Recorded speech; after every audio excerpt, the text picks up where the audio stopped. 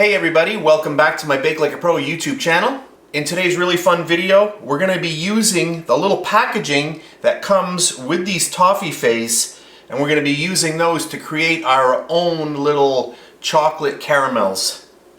I'm just going to open this up and I'll show you what one of the layers looks like. So you get this little mold in here and then you get these little chocolates. And the way they do it, they have it inversed. So you get the chocolate on the inside and the caramel on the outside. Well, I'm going to go an easier way and we're going to do the chocolate on the outside and caramel inside. So this little mold, I've already tried it out and the chocolate comes out really easily. And of course this is food safe, so we're good to go. So what I'll do here, I've just brought a few out. I'm just going to zoom in a little bit just to show you these in case that you've never actually seen them before. I'll just zoom in. So I've zoomed in as much as my camera will let me, but I want to show you how this is actually built. So they have the caramel shell on the outside, and then there's a little hazelnut. It's a full hazelnut right in the middle, and then they've got the chocolate on the top, and the chocolate actually goes around a little bit of that hazelnut as well. But that's basically what we're going to build, but we're going to do it on the inverse. So we're going to do the chocolate on the outside, caramel on the inside. So just before we start, I just want to show you the little mold. So it's not actually a mold per se, but we're going to use it as that. There we have it. It's paper thin, but I've already tested it out and the chocolate pops out of here really nicely and you get a really nice shine on the bottom. So what I have here is some dark chocolate. This is tempered.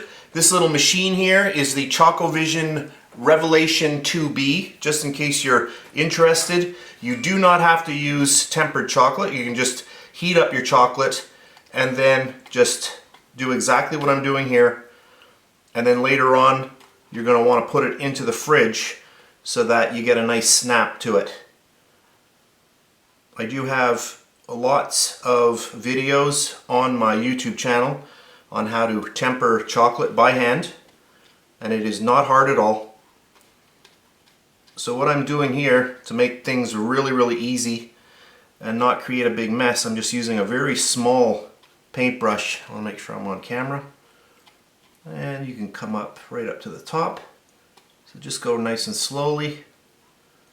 Look around, make sure you did a good job. So what we're doing here is just creating the first little bit of our shell. And I'm going to do this twice. And I do want this chocolate to set or to firm up or dry before we add in our homemade caramel, because I don't want the two mixing. And the caramel that I'm going to be putting in is also going to be at room temperature. So let's do a few. This is kind of fun, very relaxing. So we'll just get that right in there. So right up to the top. And it's amazing the things that you can find that you usually throw away that you can actually repurpose. I love that word. Never heard that word until a few years ago. Repurpose. You know, something that you can take and just use it for another purpose or reason. Well, let's do another one since I'm talking. I love to talk. But yeah, so you can, there are so many things that you throw away and you kind of look at them and say, hey, you know what, I could be using that for something else. And I've seen this many times because I eat these all the time, and I thought, you know what, I'm going to try this one day to make something with the little mold. So I think that looks pretty good. Let's do one more. I'm having fun here. I know I'm supposed to keep these videos a little shorter, but I am having fun. But I'm not going to bore you with the second coat, so that's good. Now this little mold, it has little ridges, so I can actually just take this and turn it right over and just leave it like that. So since my chocolate is tempered, this is only going to take about 5 minutes. If you're not using tempered chocolate, you're just going to take it like that, and you can just put it onto a little cutting board to make it really easy, and just put it into your fridge for about 5 minutes. And if you see that it's firmed up, then just bring it back out and then apply a second coat. If you don't think that it's thick enough, put it back into the fridge, let it go again, chill it down so that it's firm, and then you can apply a third and final coat. That'll just make your chocolate a little bit thicker. So I'm going to do the second, I'm going to let this go, let it firm up. I will do the second coat and then I'll come back. Now that my chocolate is all set up, I can put my finger in here and you can see that it's nice and dry. So there we have it. I'll flip it over. You can see the bottom of the mold again. I'll get that lined up, make sure we're on camera. And then I've got my little hazelnuts. We'll just drop those in there. I love hazelnuts. It's perfect. And then we're going to add in some homemade caramel. So this here is my homemade caramel. I have many recipes on my YouTube channel. There's a bunch of videos. I even have one for butterscotch. Butterscotch, the difference between caramel and butterscotch. Butterscotch uses brown sugar, whereas caramel uses regular white granulated sugar. Okay, and I have those recipes and they're all step-by-step recipes. So I've got it into a squeeze bottle, which makes it super easy to get out. If you're going to do this with a spoon, it's a lot harder. Now my kitchen is a little bit on the cool side. This could be a little bit warmer, but if you heat up your caramel and it's too warm, then it's actually going to melt your chocolate shell, which you don't want to do. So just put in a little bit at a time, and you just want to see how much you're filling up, because you don't want to have it too high. I do want to have room to put a little coating of the chocolate just to seal it in.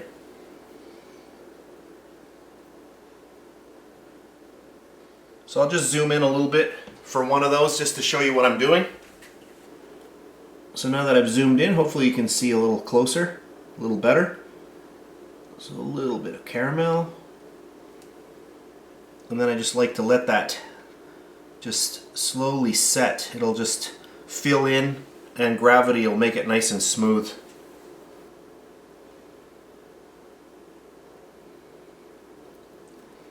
So if you go around the hazelnut, you'll get it right in the middle. And if you don't, you can just use a little fork to push it back into the middle. So if you see the nut on one side, you can just apply a little bit more caramel, and sometimes that pushes it towards the middle. That's good for that one. There we go, perfect. So we just got to let those settle down a little bit, and then we're going to get our chocolate. But I think I'm going to put a little bit of sea salt on there. That would be really nice. And we'll just apply a little bit of sea salt right on there. Not too much. There, perfect. And then, for our final step, I'm going to grab some more dark chocolate and very easily, slowly, I just want to add a little bit. I don't want to overflow these, overfill them. So I just want to look at that. Do a little bit of a tap, get a visual. That looks good. You're better off to add 2 additions instead of overdoing it. So just a little bit. I'm just going to give it a little shake. That looks good.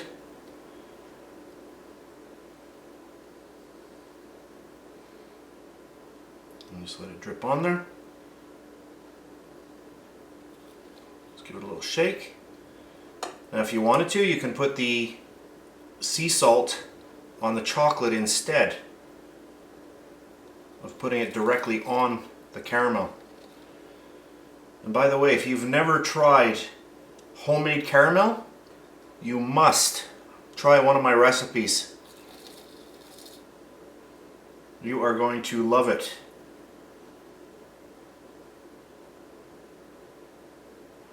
A little bit more on that one.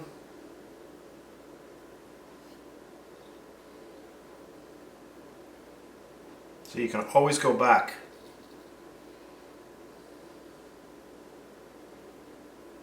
And try that. Give it a little tap.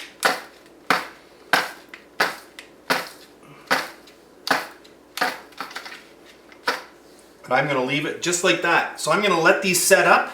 I'm not even going to put them in the fridge. If you're in a rush or if you're not using tempered chocolate at this point, you'd want to put these on a little tray, a little cutting board, so that your mold doesn't go all over the place, and put them in the fridge and let them set that way. Since this is tempered chocolate, I don't have to do that. I just let them sit just like this. So I'm going to let those sit, set up, and then I'll come back later on.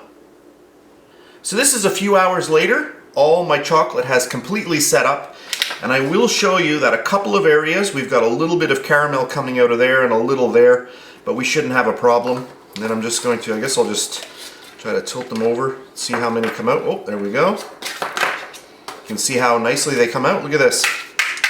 And one stuck. I'm just gonna give them a little push. And there we have it. So you can see if your mold gets dented, you can just push it back out. But it is amazing what you can do using free things that you would have just thrown out. So let's get all of these together and let's zoom in. So I've zoomed in as much as my camera will let me do, but I'm hoping that you can see with the camera lights shining on there that there's a really nice shine on this chocolate, which is amazing for something that really is not, you know, intended to be a mold. But there we have it, something really fun. So let's grab our knife. And this is going to be a little bit messy. Let's cut into it. I did a good shot actually at cutting that. Let's open that up. Make sure I'm on camera here. And look at that. I think that looks pretty good. And don't be too concerned that you're not seeing a whole pile of caramel coming out. The way we filled these, we know that there was quite a bit of caramel. If you saw me filling those before, if you didn't skip through that part of the video, you would have seen how much actual caramel I had put into each one. So when you pop that in your mouth and you take a bite, you're going to get a nice burst of that caramel as well. So of course, I'm going to have to go in for a little bite. And there's that caramel. Mmm. And I'm getting that nice little burst of sea salt as well. Amazing. Very, very yummy. I hope you enjoyed my really fast video. If you did, please give me a thumbs up, subscribe if you wish. And if you're on Facebook, you can check me out at facebook.com/BakeLikeAPro. So the next time you buy some nice chocolates and you see a mold, think about trying it out to make your own chocolates. So that's it for this really fast video. I hope you enjoyed it, and I'll see you next time.